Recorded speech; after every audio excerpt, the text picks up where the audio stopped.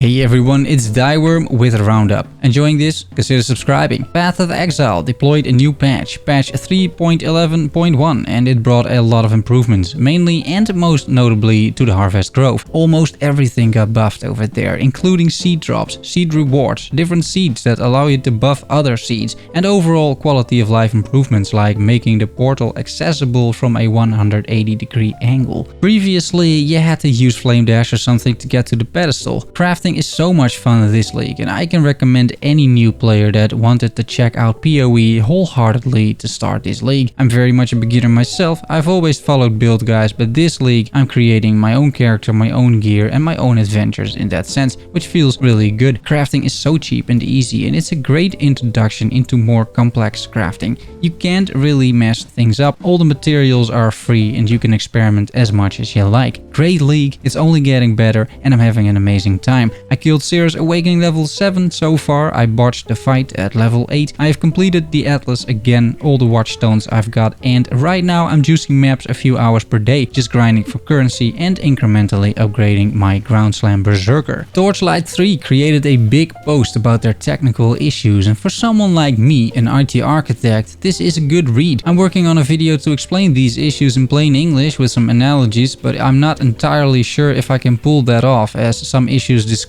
here are really rather technical and don't translate all that well to the real world. It's very much my area of expertise though, so I'm happy to share some thoughts from an architect perspective, which I think can be interesting. The main thing that is very hopeful about this post is the transparency created by Ektra. They're very open about their issues in this post and in the last, and their promise of taking early access seriously is strengthened by reports like these. I enjoy reading their content and the updates. It is just the game itself that I don't really enjoy. I think it has fundamental flaws that stem from the free-to-play era, and these are not easy to fix. The updates are hopeful, however. While I have been critical about the game, and I believe it to be fair criticism, I do always hope that games become good games. Most of my videos are positive, I would say, but when companies mess up, they should be called out. I hope Extra can turn Torchlight 3 around, that they delay the game and make it a worthy successor to the originals. Posts like these are definitely encouraging though. Also guys, you can find me streaming on twitch.tv/Thyworm every Monday, Thursday and Saturday 8 PM Central European Time, where I play some of these games too. Feel free to hang out and discuss these games. Diablo 3 kicked off a new season, Season 21.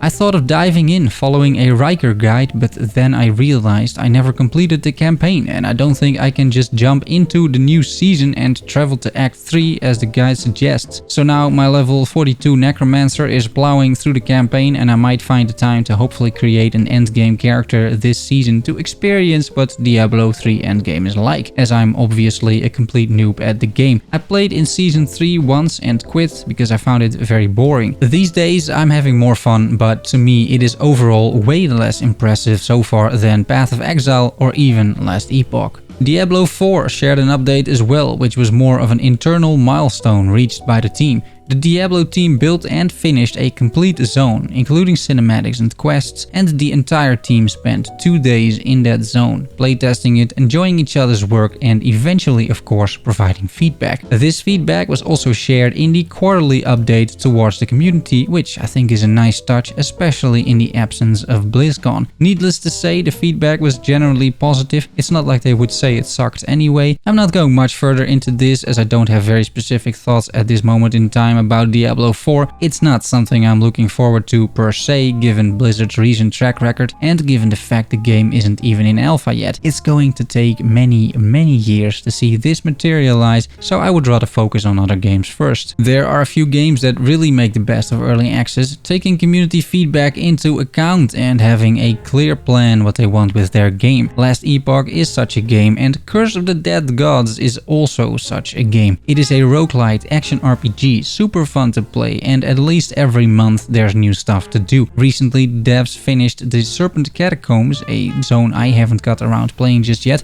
and now they're already teasing their upcoming roadmap. It consists of a bunch of new weapons, reskins, more curses, more variation in the Serpent Catacombs rooms, master modes, and weekly runs to add even more to the variety this game already offers. If you're looking for a challenging, fun, well-made roguelite, this game is definitely a great option. It's pretty cheap. It has a great community, awesome devs, and it's going to be an amazing game because it already is an amazing game. Alaloth revealed another of the 4 zones. The human zone was already disclosed a few months ago, and now we get some insights into the Republic of Larastir, where the elves reside. This post provides some lore about some sort of massive rite of passage to the sea, dark elves, ancient artifacts, and all that good high fantasy stuff. Alaloth, Champions of the 4 Kingdoms, is a game I am very much looking forward to, with real-time, difficult combat, but otherwise very much an old-school look and feel. The gameplay we saw on the Future Games show was pretty solid as well, and I can't wait for this to be released, honestly. Should be somewhere this year. Sanctum Breach deployed patch 1.9 last week. This game is currently in a Kickstarter project where it's doing sort of fine, I guess. If you want to support this single developer and his ambitious indie game, I will leave a link down below. Patch 1.9 added a lot of new features. The 4th and I think final act got added. The game received a rebalance. Endgame was scaled to level 60+. More breach zones got added, and a bunch of other things and quality of life stuff made their way into the game. And of course, bug fixes. King's Bounty 2 showed another devlog on YouTube. It was very much an update about the battle system, and here are some highlights and features I found very interesting. First, combat will be more tactical, both on and off the battlefield. On the battlefield, your units can make use of the height of terrain to get positional advantage, or they can use line of sight to avoid incoming projectiles and force enemy ranged troops out of hiding. Off the battlefield, there is a much more elaborate questing and decision system in place compared to the original King's Bounty. And depending on the quests you complete and the decisions you make, there are possibilities that allies join you during the battle. I think this is potentially a really interesting feature, as it ties the battles to events in the world. It is still pretty unclear to me how they're going to have this third-person view implemented, but this could definitely be a connection between your character walking around towns and tactical combat that King's Bounty is known and famous for. Another connection was mentioned, which is mana. The lore in King's Bounty will resolve around mana and magic getting corrupted or slowly leaving the world, and therefore mana is scarce.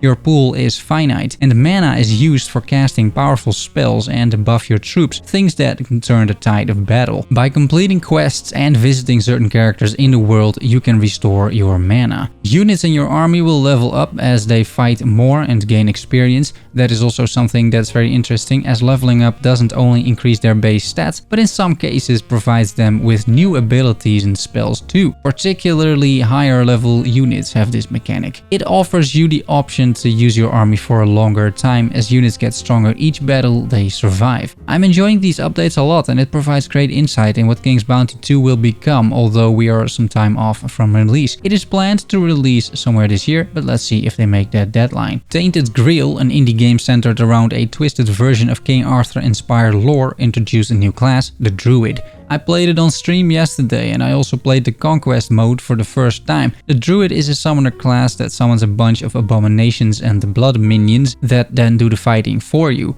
It is a rather strong class, and I had no issues with Conquest mode despite playing it for the first time, and despite multiple warnings from the game itself, I probably wouldn't survive these fights. I survived them pretty much fine, and even after I looted an altar and was unable to heal for a large part of the game, I did completely fine. The new class is very strong, it's safe to say. I did a small early access review of the campaign mode, and I was very impressed with this game. The Conquest mode is fun to play as well, with a great combination of deck building and world exploration, making this a rather unique game that combines tactical card game combat with a beautifully drawn world. There's plenty of replay value, so I can recommend this game for sure. I didn't see this one coming, but Amazon Studios acquired the rights to Fallout, and they're going to make a series about it. This is surprising because you can't stuff a series with microtransactions. Amazon has Lisa Joy working on the project, the writer of Westworld. That is an excellent series actually, at least season 1 is. After that it went downhill fast, and the writing these days is truly abysmal, with characters that don't make any sense whatsoever in events that don't take any history into account. Todd Howard is on board as well. He's a guy I used to admire because he's given us truly beloved games. Skyrim was the reason this YouTube channel was created in the first place, and I have many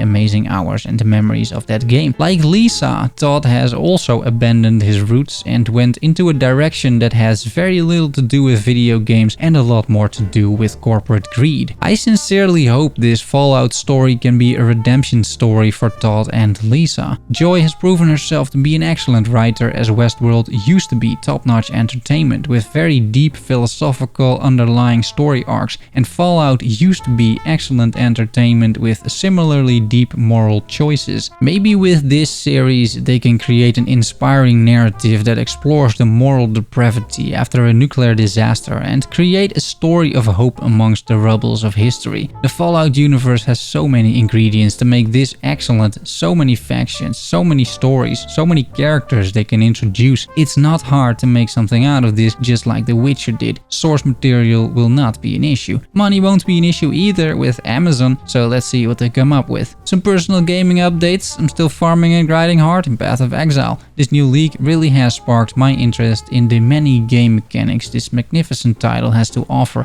and I'm happy that after around 4 leagues I have finally reached a point where I'm familiar with most of the game mechanics. I do my own build tweaking, I do my own crafting, I create my own super messy farm, which I'll turn into something nice after I'm done with this video, and I'm just having a lot of fun mapping. A lot of people and pros are of the opinion that these league mechanics won't make it into the core game, but I really hope they do. It is a very beginner-friendly way to introduce crafting and show new players without any investment cost how fun crafting can be. You can create very powerful items if you know what you're doing, but even if you don't know what you're doing, like me at first, it is still intuitive enough to create decent upgrades. Once you spend the time on various websites to see the possible affix rolls, you can truly go ham, but it's not required. I made my character so much stronger by creating rather simple gear pieces by farming, and it's cool that Path of Exile now has a more deterministic crafting feature that is suitable for new players. If you are interested in Path of Exile but never got around to it,